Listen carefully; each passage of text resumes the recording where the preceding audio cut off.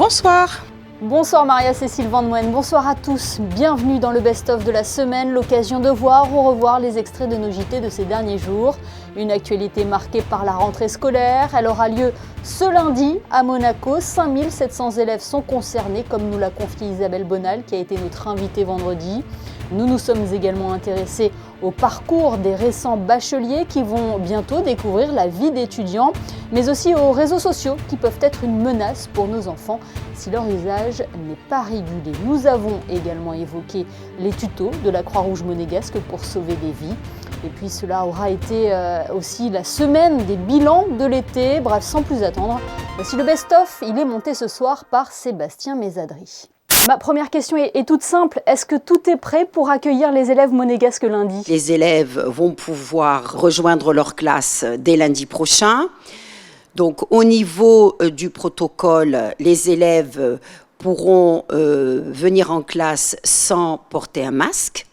Ils le porteront s'ils le veulent. Ils pourront, bien sûr, on maintient les gestes barrières, on évite de s'embrasser à la rentrée. Les locaux seront nettoyés et aérés, comme d'habitude. Les chefs d'établissement, bien entendu, sont à la disposition des parents s'ils souhaitaient poser des questions. Mais globalement, tout se passera dans la sérénité, je l'espère. Cette année, nous avons à peu près 5700 élèves, 4355 élèves dans le public et 1355 dans le privé, à peu près, parce que ça peut aussi se bouger à la rentrée. Est-ce que Monaco est concerné par la pénurie d'enseignants ? Non, j'ai beaucoup de chance. Nous avons pu avoir les professeurs que nous souhaitions avoir. Chaque année, vous savez qu'il y a des départs à la retraite. Cette année, nous manquons absolument pas de professeurs. Je vois que les professeurs sont toujours motivés de venir à Monaco. Ça, je peux le comprendre. Ils évoluent dans un cadre serein. Ils ont des classes qui ne sont pas trop chargées et je crois qu'on met tout à disposition. Le gouvernement princier met tout à leur disposition pour qu'ils se sentent bien accueillis à Monaco. L'école à l'ère du numérique est un véritable enjeu pour la DENJS, Isabelle Bonal ? Absolument. Alors par exemple, au niveau du numérique au primaire, nous allons mettre en œuvre Minecraft, Aventure de Monaco, pour mieux connaître la principauté. En fait, c'est un Lego géant virtuel. Et donc, les enfants pourront construire des bâtiments, pourront interagir avec des représentants historiques virtuels. Et si vous voulez, c'est une manière ludique et culturelle et intéressante de plonger les enfants dans l'histoire de Monaco. Et la Toussaint, les élèves du lycée technique et hôtelier seront dotés d'un ordinateur portable avec écran tactile, avec accès au manuel scolaire au format numérique. C'est une grande chance et ça leur évitera de porter des cartables trop lourds. Et en janvier, un ordinateur portable va être offert donc aux élèves de BTS et aux élèves de DCG. Nous avons un plan de prévention de lutte contre le harcèlement. Nous avons dans tous les établissements scolaires un référent harcèlement qui a été nommé par les chefs d'établissement. Donc pour un enfant victime de harcèlement, de violence ou pour un témoin, ils pourront immédiatement s'adresser à cette personne. Nous allons à la DENJS dans les prochaines semaines désigner un référent harcèlement qui me donnera justement des conseils et qui me permettra justement de traiter ces cas de harcèlement. Les réseaux sociaux sont-ils une menace pour nos enfants ? Ça dépend comment on envisage le problème. Dans la mesure où c'est une composante contemporaine, maintenant qu'on ne peut pas nier, ça fait partie du monde d'aujourd'hui, les ados, les enfants même les utilisent couramment. Il faut juste savoir comment les intégrer à notre vie pour que ça ne soit pas ni un palliatif, ni une compensation de quelque chose qui est défaillant ailleurs. Sur les réseaux sociaux, notamment, on voit qu'il y a effectivement une manière d'appréhender l'autre qui est forcément un peu distordue. Donc, on a plus facilement recours à l'insulte, par exemple. On a moins conscience, en tout cas, on mesure moins l'impact affectif que certaines paroles ont sur l'autre parce qu'il y a cet écran qui fait vraiment écran entre soi et l'autre. Donc voilà, donc entre enfants, entre pairs, il y a des espaces comme ça dans le champ numérique qui peuvent laisser la place à des manières de communiquer et d'entrer en relation qui sont pathogènes, voire pathologiques, oui. Sur les 400 élèves, en tout cas, qui ont participé aux candidatures Parcoursup, on note que près de 98% ont reçu au moins une proposition d'admission parmi les vœux formulés. Donc ça témoigne quand même d'un accompagnement très personnalisé qu'ils ont dans les établissements avec leurs conseillers d'orientation, mais également la qualité de leur dossier scolaire qui leur permet d'accéder à des formations vraiment de qualité. Et il reste encore aujourd'hui une dizaine d'élèves en attente d'une proposition, en sachant que la phase complémentaire d'admission a démarré au mois de juin et se poursuivra jusqu'au mois de septembre. L'objectif étant dans tous les cas que 100% de nos jeunes aient une formation à la rentrée. La première chose à dire, c'est déjà que le contexte sanitaire qui s'améliore malgré tout a une influence sur le choix de là où vont se dérouler les études, puisque ces dernières années, on avait constaté que les élèves étaient beaucoup plus réticents à partir à l'étranger. Et tout au long de l'année, dans le cadre des entretiens professionnels qu'ils ont menés avec les conseillers d'orientation, ils ont plus souvent manifesté ce souhait de partir donc au Canada, aux États-Unis, au Royaume-Uni. Donc ça montre qu'ils sont de nouveau quand même prêts à partir. On va dire que ceux des filières générales s'orientent plutôt vers des études longues, donc plutôt des parcours universitaires, des classes préparatoires ou de grandes écoles. On a également des parcours quand même beaucoup plus pointus qui commencent à se distinguer, beaucoup plus spécifiques, comme les métiers des effets spéciaux, de la mode. Voilà, ça, ce sont des choses un petit peu atypiques qu'on rencontre de plus en plus, donc une approche personnalisée des parcours. Au niveau des bacheliers des filières pro, on est plutôt sur des études courtes, donc plutôt des BTS sur 2 ans, dans des domaines tels que le tourisme, l'hôtellerie, voilà. Oui, tout à fait. Donc, ces tutos en ligne, c'est vraiment très récent. Nous avons travaillé en collaboration avec la Croix-Rouge française et donc de manière à pouvoir mettre à disposition de tous ces tutos, que ce soit en amont des formations ou même pour des révisions après les formations ou pour donner envie en fait aux personnes de venir en formation, car c'est très important. Oui, tout à fait. Sur certains gestes, c'est très déterminant, surtout sur des détresses vitales comme des hémorragies, des arrêts cardiaques, toute détresse importante. Les secours, en quelques minutes, seront, même si à Monaco, ils arrivent très très vite, ne seront pas là à temps. Et donc, c'est important que le premier maillon de la chaîne, c'est le citoyen, puisse agir immédiatement. Alors, on peut se former à tout âge de la vie. Alors, bien évidemment, il y a des formations réglementées, notamment à Monaco, tous les collégiens de la principauté passent leur brevet de secourisme. Donc, déjà, à cet âge-là, ils ont les notions.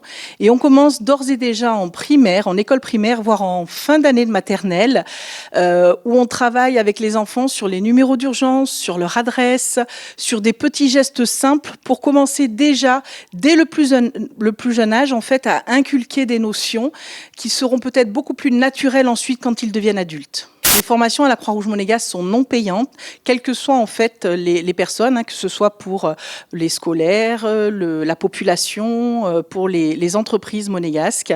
À partir du moment où les personnes ont un lien avec la principauté, ils peuvent demander à être formés et ce sont des formations non payantes. Un bilan vraiment satisfaisant, un bilan joyeux, puisque le public a été au rendez-vous, a découvert de nombreux spectacles, des expositions intéressantes. Donc vraiment, ça a été un été culturel de grande envergure. Chacun a trouvé satisfaction dans ce que nous avons proposé comme programme, puisque nous avons également fait très attention à ce que les enfants puissent également participer au spectacle le soir. Il y a eu des spectacles de cirque, des spectacles plus poétiques, après des spectacles également de réflexion. Et tout ce panel de propositions a fait qu'on a connu un large succès, puisque nous avons eu plus de 1500 spectateurs au Fort Antoine. Donc voilà, nous sommes vraiment ravis d'avoir accueilli à nouveau toutes ces personnes qui étaient vraiment contentes, joyeuses de se retrouver et voilà, et de participer à ces spectacles. Nous travaillons depuis plus d'une année en collaboration avec la société Monte Carlo Bains de Mer. Et nous montons une exposition sur 100 ans de concerts à Monaco, mais les concerts donc de musique jazz, de musique pop, de variété. Donc 100 ans de ces concerts à découvrir sur une exposition intitulée Monaco on Stage. Je pense que le yachting à Monaco, comme le tourisme à Monaco, a très très bien marché. Et qu'on est prêt à aborder le Monaco Yacht Show, qui est un rendez-vous incontournable, mondial incontournable, et puis tout ce qui s'ensuit, et sans oublier un championnat du monde au mois d'octobre, un championnat du monde de J70 que l'on va organiser pour la première fois ici. Tous les yachts qui sortent aujourd'hui tiennent compte de l'environnement. On a d'abord le Sea-Index. Nous, on a commencé il y a quelques années à mesurer et à classifier un petit peu et à sensibiliser nos armateurs. Et je crois que l'hydrogène sera une des solutions. Ce ne sera pas la solution. Et je crois que le yachting peut s'inspirer assez souvent du développement de l'automobile. Et je crois qu'il y aura des solutions, l'hydrogène en fera partie. Le bilan, c'est très positif. On a fait une très belle saison. On a fait un Grand Prix extraordinaire. Et l'été, ça s'est très très bien passé avec une clientèle internationale. Et donc, on est très très content de cette saison. Nous, on essaie de suivre un peu la tendance qu'il y a au niveau international. Comme on disait tout à l'heure, le Jimmy's, il existe depuis les années 70. Donc, on a toujours su se renouveler et suivre un peu les différentes tendances. Ça, c'est sûr. Mais c'est un travail. Il y a du travail qui est fait en amont, donc après il faut juste gérer, quoi. Pour moi, le Jimmy's, c'était un lieu mythique. Comme je dis toujours, les gens qui viennent au Jimmy's, ils ne viennent pas seulement dans une boîte de nuit, mais ils viennent vraiment, quand ils rentrent dans le Jimmy's, ils rentrent dans une sorte de rêve, dans un lieu mythique, dans une cathédrale de l'art, comme on dit. Et donc moi, je suis très très fier d'être à la tête du Jimmy's depuis 12 ans et très fier de tout ce qu'on fait tous les ans. Les passionnés, les amoureux de la gastronomie diront que c'est un rendez-vous unique, ce festival des Étoilés Monte-Carlo. C'est un avis que vous partagez également? Oui, parce que c'est la diversité d'une terre d'attraction, et ce rivage méditerranéen est unique parce que d'abord on a des produits, on a des talents au mètre carré qui sont nombreux, et d'inviter des jeunes qui se sont formés ici il y a déjà quelques années, je trouve que la boucle est bouclée. Nous sommes une école de formation depuis maintenant plus de 30 ans. Voilà, donc les recevoir Claire aujourd'hui ici, comme tant d'autres, et d'ailleurs cette terre d'excellence, elle va nous permettre de transmettre, de partager, de former, d'avoir un rôle d'influence sur le goût de la Méditerranée, plus particulièrement sur le goût de Monaco. Monaco aussi est un lieu unique parce qu'on a rarement vu autant de chefs étoilés au kilomètre carré.